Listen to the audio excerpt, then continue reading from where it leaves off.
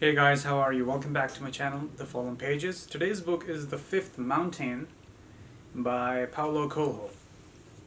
So, this is a narrative, a story taken out of the Bible by the writer.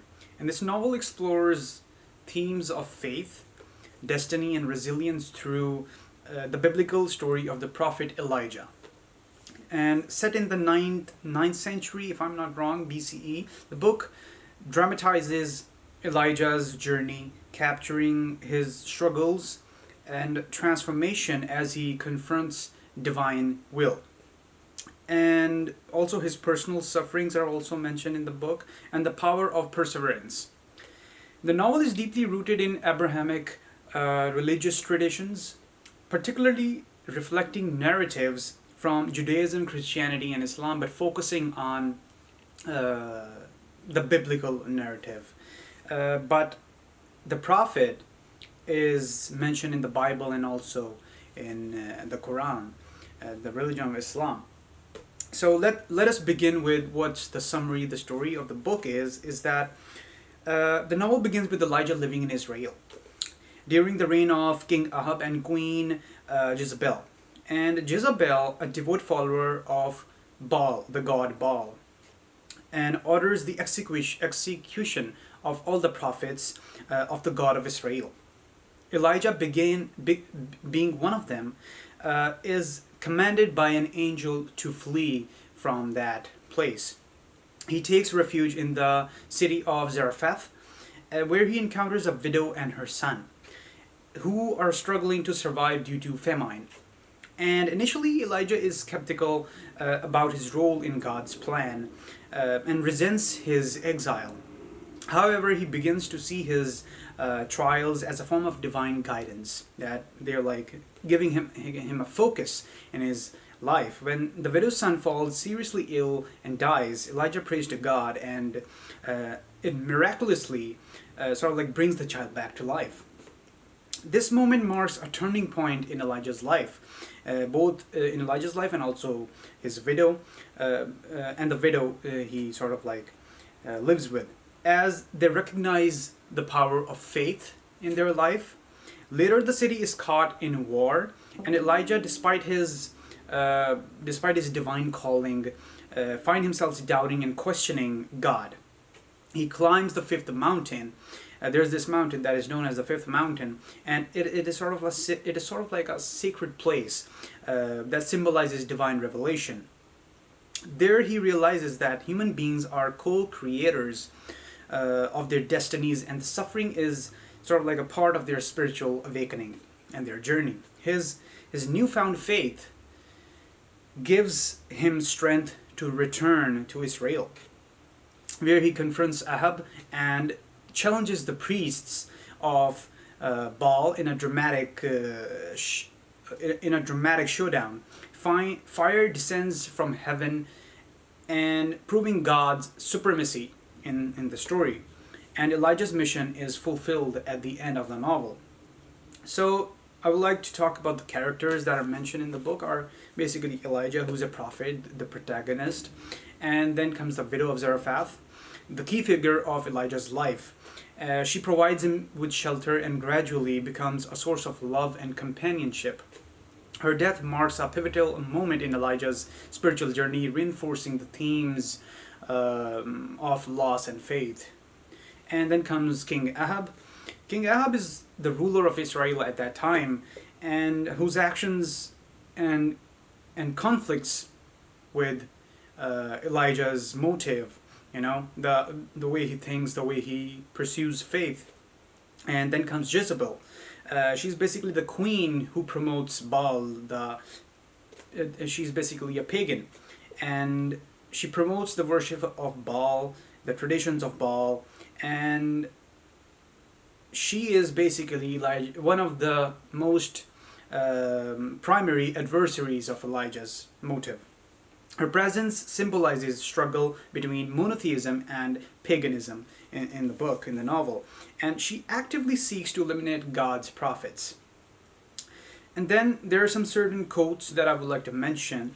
So basically, the first, as the book starts, it says that God is God. The Levite replied. He did not tell Moses whether he was good or evil. He simply said, I am. He is everything that exists under the sun, the lightning bolt that destroys a house, and the hand of man that rebuilds it. As it was just mentioned that basically God is doing everything, right? He sort of like he destroys, he rebuilds, and everything, even our creativity, comes from God. And so I would like to mention something from the Quran also, is that it's Surah number 57, the chapter number 57, named Iron, and it's ayah, the verse is 22. It says, no calamity occurs on earth or in yourself without being written in a record before we bring it into being. This is certainly easy for Allah, so that you neither grieve over what you have missed, nor boast over what He has granted you. For Allah does not like whoever is arrogant and boastful. Those who are stingy and promote stinginess among people, and whoever turns away, should know that Allah alone is truly the self-sufficient, praiseworthy. So I just wanted to give you an overview that how connected these Abrahamic religions are, and their motive is basically the same, that there should be one God and all this stuff, and all the moral ethics, moral rules, the moral compass. And there are other quotes from the book are that you can avoid suffering by not loving, but that is the greatest suffering of all. So this line sort of like gives the novel's exploration of love and loss and the necessity of embracing suffering as a part of spiritual growth. And then comes, a child can always teach an adult three things: to be happy for no reason, to always be busy with something, and to demand with all his might that which he desires. This sort of life highlights the writer's philosophical reflections on wisdom and innocence. That is what I thought. And there are other quotes which says that defeat is for the valiant. Only they will know the honor of losing and the joy of winning. And there are other quotes. There are a lot of quotes from the Bible also in the novel. One is that everything that could have happened but did not is carried by the winds to another world. This sort of like represents the novel's exploration of fate and missed opportunities. But meaning that this is totally my opinion, that you do not miss anything. Everything is written in a way that it was supposed to happen. I feel like we only have control, only 1% control. The rest is basically thrown at us. It's basically written. It's how you react to the situation. Either way, you're gonna get what is written for you. That is what I believe. That is totally my opinion. If I'm wrong and you're open for a really good argument, a debate, I would happily do that also. But this is totally my opinion. And the symbology of the fifth mountain is that the fifth mountain symbolizes the challenges of divine tests. And Elijah's journey to the mountain represents his spiritual trials and his eventual enlightenment. And then comes fire. Fire represents divine intervention and purification, echoing the biblical event where Elijah calls upon fire from heaven to prove God's supremacy. And then comes the widow's son that was ill and died, as that symbolizes resurrection, faith, and the power of miracles. His revival is a testament to Elijah's divine purpose, his divine help that he's getting from God. And then comes the exile. It symbolizes, that is what I thought, that it reflects the broader theme of displacement, which parallels historical experiences of the Jewish people and other faith communities. And then comes the drought and the famine in the novel. It sort of like symbolizes the spiritual barrenness of Israel, which mirrors their abandonment of God, and how God takes them out of their exile, and And then comes the connection. Now, in the connection of the Abrahamic religions, this book doesn't mention, but this is totally that I have understood that the books are like is connected as Abrahamic religions are connected. In Judaism, Elijah is a significant figure in the Jewish tradition, appearing in the Hebrew Bible as a prophet who upholds monotheism against the worship of Baal. And his exile and return echo the recurrent theme of exile and the redemption of the Jewish history. And then in Christianity, Elijah's miracles, particularly the resurrection of the widow's son, these are the miracles of Jesus Christ. And the theme of faith in divine providence resonates strongly with Christian teachings. Additionally, in the New Testament, Elijah appears alongside Moses during Jesus' transfiguration, signifying his role as a bridge between the Old and the New Testaments. And if I'm wrong in any of the references, please do let me know in the comments below. I would really love to learn from you guys also. And the third Abrahamic religion is Islam. And Elijah is known as Elias in the Islamic tradition, and is regarded as a prophet who called the people to worship one true God. And his story aligns with the chronic emphasis on perseverance, divine testing, and the struggle against idolatry. The concept of divine trials and human resilience in the novel parallels Islamic teachings on patience, which is known as sabr. Even if the bad is happening, you have patience, and with that patience you can open up other doors and you can win in the end. So the conclusion of the book is that it's retelling Elijah's story from the biblical narrative, and it is a philosophical and spiritual exploration of faith, free will, and the meaning of suffering. So the writer's narrative not only humanizes the prophet, but also connects his struggles with the universal spiritual truths found in Christianity, Judaism, and Islam. And through his allegorical depth and rich symbolism, the novel continues to inspire readers like me and like any other reader who has read the book. It helps the readers seeking meaning in their own trials and tribulations, and it sort of like gives us patience, I believe.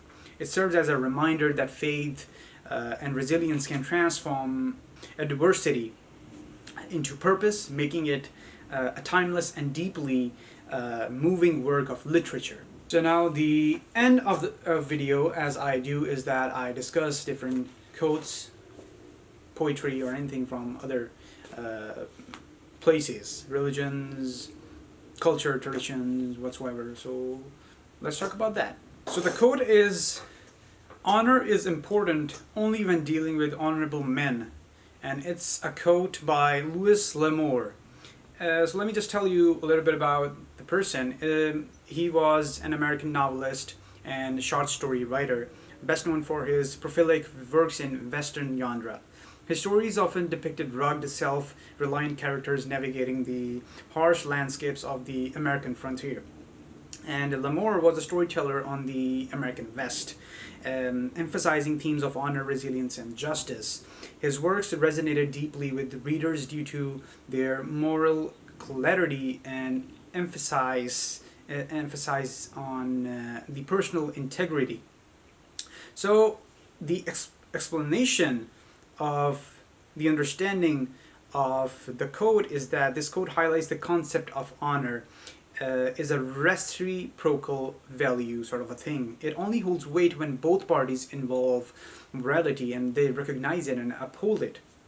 An honorable man operates with integrity, fairness, and respect. However, when dealing with dishonorable individuals, those who lie, deceive, and manipulate, the concept of honor loses its significance, and because they do not adhere to the same ethical framework.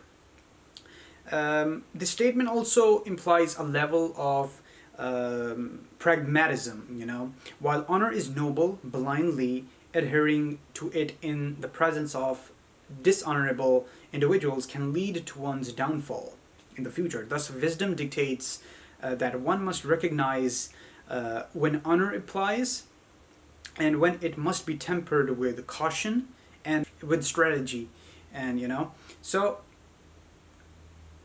the connection, I would like to make a connection as we were talking about the Abrahamic religions, and this quote comes up. So I would like to make a connection with the three Abrahamic religions, is that Islam places immense value on honor. If you read the Quran, you would find a lot of instances where honor is mentioned, and integrity. However, it also advises believers to be cautious of those who act dishonorably with you. Because in self-defense, I believe that you have to be defensive. If someone is coming at you with an aggressive force, you should go against them with an aggressive force. You cannot what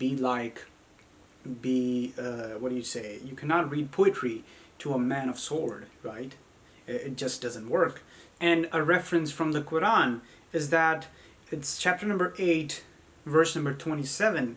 O you who have believed, do not betray Allah and the Messenger, or betray your trusts while you know the consequence.